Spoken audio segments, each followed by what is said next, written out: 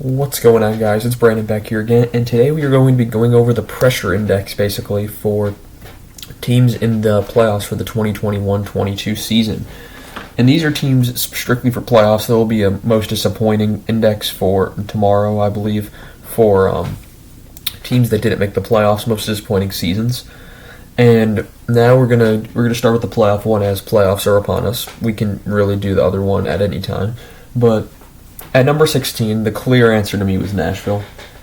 Nashville wasn't even supposed to make the playoffs this year, according to most.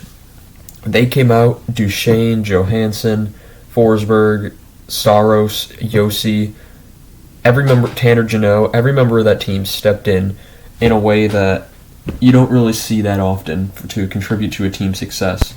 And I think for their fans, yes, they obviously not everyone has pressure in the playoffs, but Nashville definitely is the least. They weren't even expected to make the playoffs, and they already achieved their expectations. At number 15, we have Dallas. Dallas, I can't really see having too much pressure compared to who they're going up against in Calgary. Just like Nashville's going up against Colorado, Dallas going up against Calgary, it's a one-way ticket to, I was going to say hell, but I realized the Calgary Flames, fire, hell. But anyway, Dallas, yeah, there's not really too much pressure on them, I wouldn't think. Especially with the way their line structure is. When you have only one line on all cylinders, it's really not going to be enough to win in the playoffs when Calgary has what could be three first lines with the way they play. Number 14, we have LA. Like Nashville, exceeded expectations greatly. Have not really much pressure on them.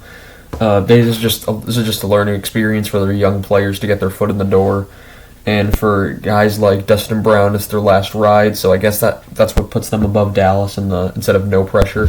But Dustin Brown, I think this will be his last go around. It's going to be a very interesting to see if LA really goes all for it and says, we want to get one more for him. Same with Kopitar, same with Quick, the veteran group of this team, and Doughty won't be here to do it, unfortunately. Number 13, we have Washington, which you would think would be higher up, but judging by where they are in the standings, and not many people expecting them to get past Florida, as Florida is a juggernaut.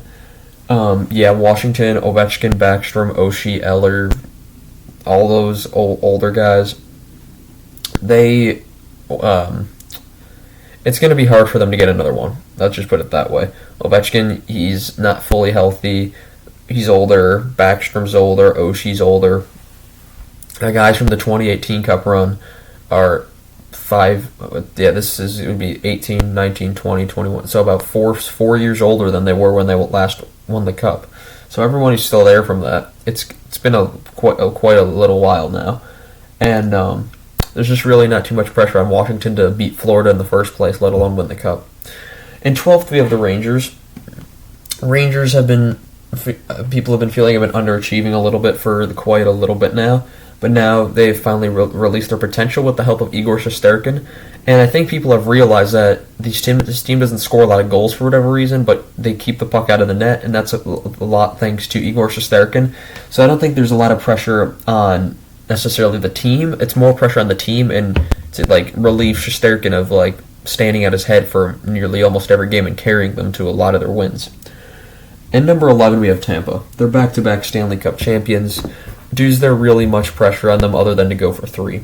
If you're a fan of Tampa, you're like, yeah, I won 3, but if we lose here, it was a fun ride while it lasted. There's not too much pressure on Tampa. Only for the outside hockey world, everyone thinking Tampa's going to win the Cup is the only reason I put them at 11. Number 10, we have St. Louis. Like Washington, a lot of the old guard has moved on. But their fans, they got their Cup in 2019. Yes, they can go for another one, but this team, I think they'll be ready to go for another run at it next year. They're still going to have a majority of the same team. They're still locked into a bunch of contracts that have turned out really good. Jordan Kyrou's only going to be better. Robert Thomas going to be better. Ivan Barbashev going to be better if they're young players. So this team should be even better next year, honestly. And that's why they're at number 10. Number 9, edging out the bottom 8, we have Boston.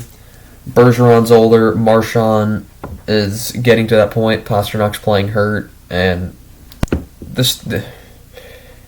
I guess it's almost the time of the changing of the guard, and there's pressure on them to get one more because they only had one 2011. It was over a decade ago now, and to show their little success that they had. I mean, they won a lot of playoff series, but they just couldn't get it done. Often going out in the first, second, not often. Actually, I don't think they went out in the third round once, but they went out in the final twice in 2013 and 2019 with that core.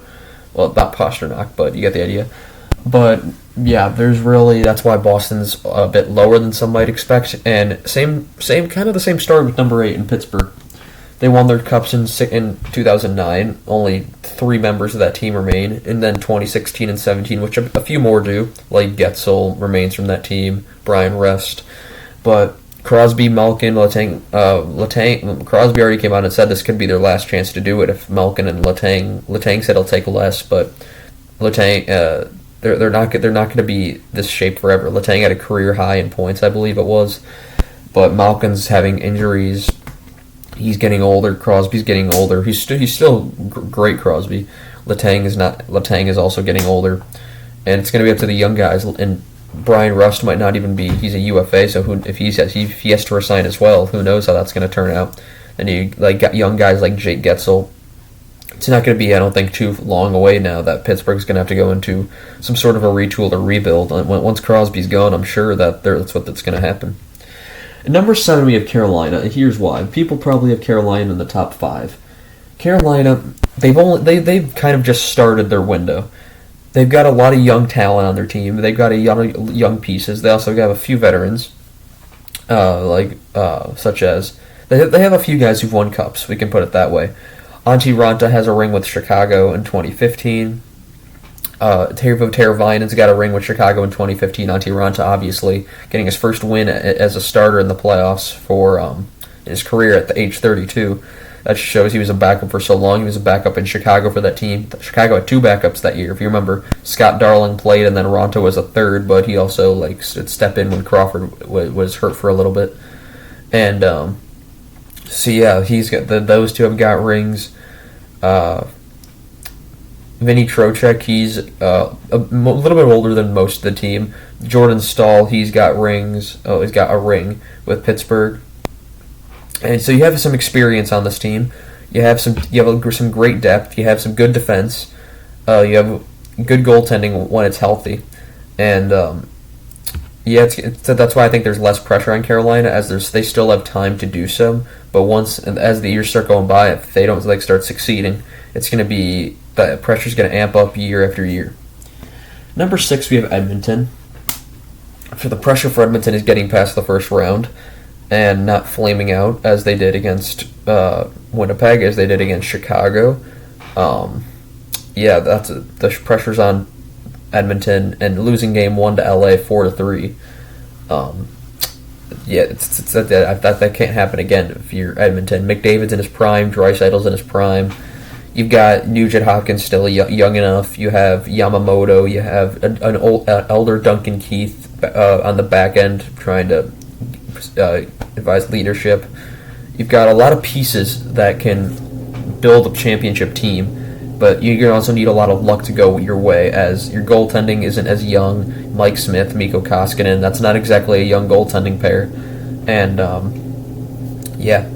Number 5, I have Toronto, and the reason they're not higher on the list, as I'm pretty sure some will have them higher, is that Toronto, his goal is to win a round. And after they win a round, I feel like they're going to win the Cup. I've already said that in my playoff bracket. If Toronto beats the Lightning in the first round, and after the whipping they did at 5-0 against them yesterday, I watched all 4 games yesterday. Yes, it was a long night. And I have to do it again tonight as well. But yeah, Toronto win a round. Once they win a round, I think it's all forward go. They have a good chance of beating the Panthers. Then they'll have a good chance of beating. I would pick the Rangers to come out of that the other side of the conference, and then I'd also pick them to beat Calgary in the final. Toronto, if they can get going, will not be stopped, and that's kind of what scares me. But until then, they're number 5. Once they get past the first round, the pressure will increase. Number 4, Calgary. Calgary having a bounce-back year, just making the playoffs was good, but with the roster they built up and just the way they probably are Canada's best chance at a cup right now, I think there's a lot of added pressure on them because of that. You see like them on the excellent forward depth they have. The defense is a bit once you get lower down, it's a bit like the bottom two, bottom three, as in seventh team in that count, is a bit shaky. But Zadorov and Branson I'm pretty sure can hold off on the third D pair, and I think their team is. I think there's a reason they're my picks for the cup. There's going to be a lot of pressure on them, as I'm pretty sure there are a lot of other people's picks too. Number 3 of Minnesota, and this is because Minnesota is in a last chance year. And they've only had 2 of them. That's the problem. They've had 2 years since the buyouts of Zach Parise and Ryan Suter. Next year, the cap they lose, I'm pretty sure, $4 million in cap space, and then the years after it just gets worse and worse and worse. So this is why they need to go all in this year. That's why they went out and got Fleury. That's why they traded out a young goalie in Koskinen. They need to go all in this year, and maybe go up for and if they can live with the cap restrictions next year, then they got to go for it again, because this team is going to be soon in cap hell. And although they might have not been the right moves at the time, they sure do they do add a bunch of pressure, as it shortens the window for guys like Kaprizov, Zuccarello, Fiala, Boldy. Boldy's young, so that's different. Talbot, Fleury's last chance of getting another one. Dumba, Spurgeon, the entire Minnesota crew that's been there for a while. Kaprizov's not, but the Minnesota crew that's been there. And that's why Minnesota is number 3. Number 2, we have Florida. And just like every number 2 and 1, number 1 would have to be Colorado. Florida is a young team, so they've got a time. That is, Bobrovsky's on a 10-year deal, and this is only in year 3 of that, I believe, and this is the first one he's actually performed. So you have them. Then if you don't have him, you have Spencer Knight, young goaltender. Your goaltending is fine. Defense, Aaron Ekblad, who should be entering the prime of his career if he wasn't getting injured all the damn time. Then you have a bunch of other pieces down the lineup, Mackenzie Weegar being a big one, and these guys that you didn't know really can play until this year, or the year prior in 2021. Then we have up front, the pressure is on for Claude Giroux, Joe Thornton. Trying to think of any older players on their team to get him a cup, because you have guys like Huberdeau having a career year, Barkov possibly having a career year. I think he could do better than that, honestly. Barkov, if he was healthy the entire year, I'm sure this guy would have hit 100 points, no problem. You have Duclair having a great year. You have Verhaeghe. You have Hornquist is a piece of depth that he's not going to be around forever. I'm trying to remember everyone. Ryan Lomberg. He's a younger guy. You trade away Owen Tippett, one of your younger guys, to get Claude Giroux, which is a good move if you want experience. So I think there's a lot of pressure on Florida this year. And with the team they have, a President's Trophy winner, there's going to be pressure. And number 1, without question, is Colorado. If they fail before the second round for the 5th year in a row, the first 2 years were acceptable. They were second wild cards those first 2 years, going out in the first in 2018 against Nashville, going out in the second after beating Calgary in 5 that year, and then losing it to San Jose in 7 in very controversial fashion. They could have easily went to the conference final and played the Blues. But 2020, there was high expectations. They got to the second round. Okay, people are like, okay, it's not going to happen again. This team is going to be excellent next year. And they were. They win the President's Trophy. And then Vegas knocks them out again. And then, so this year, it's really cup or bust for Colorado. Do I have them winning the cup? No. But if they get to a conference final, I'm pretty sure that would be satisfactory. Well, it's not satisfactory unless you win the cup. But again, this team, McKinnon is young. Landeskog is still fine. Rantanen. You have Cale Makar on the back end as an absolute beast. Your defensive core is probably in their best stage to go for something. Your goaltending is Darcy Kemper, a world beater and a reliable backup in Pablo Franco. It is time for Colorado to make time. And then you also lose Nazem. If you're able to re-sign Nazem Kadri next year, then you're not probably re-signing McKinnon when he's up in 2 years. So there is a lot of pressure on this team with how good of a forward core they have, with Makar being a young guy who they don't have to pay yet until next year. And this is why there's a lot of pressure on the Colorado Avalanche. But yeah, tell me down below who you think has the most pressure going into the playoffs. We've already obviously started. We have day 2 today with the other 4 teams playing. We had Minnesota lose 4-0 yesterday. We had Toronto win 5-0 yesterday. We had Edmonton lose 4-3 yesterday. We had Carolina win 5-1. We had Boston lose 5-1. We had St. Louis win 4-0. We had Nashville lose 5-0. We had LA win 4-3. So now, for most of the part, we get to see the better teams in the West. We see Calgary and we see Colorado and we see Florida all tonight, and then they're going to go up against the smaller teams like Nashville, Dallas, and Washington. We'll see how that goes. Tomorrow we'll be doing probably the disappointment video, but we'll see how the games turn out tonight, and we'll see if we have any big upsets, like if any of those 3 teams win. But that's all I have for you guys in this one. I thank you guys for watching, and I'll see you guys in the next one. Goodbye.